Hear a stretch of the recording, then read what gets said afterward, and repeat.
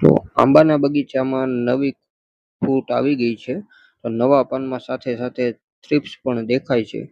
તો હવે આપણે ઓર્ગેનિક અને જંતુનાશક બે રીતે કંટ્રોલ કઈ રીતે કરશું, કારણ કે ઘણા બધા ખેડૂતો ઓર્ગેનિક બાગાયત પણ કરે છે. તો ઓર્ગેનિક બાગાયત કરતા ખેડૂત મિત્રો માટે નીમ ઓઇલ બેઝ જે આવે છે પ્રોડક્ટ આઈએસઆઈ સર્ટિફાઈડ હોવી જોઈએ. તો નીમ બેઝ ઓઇલનો તમે ઉપયોગ કરી શકો છો, અને એના જ બેઝ ઉપર બનાવેલું બીજું ટેકનિકલ જે અઝાડિક્ટિન છે, જે ઓર્ગેનિકમાં તમે સંપૂર્ણપણે એનો ઉપયોગ કરી શકો છો, પણ આઈએસઓ સર્ટિફાઈડ હોવી જરૂરી છે.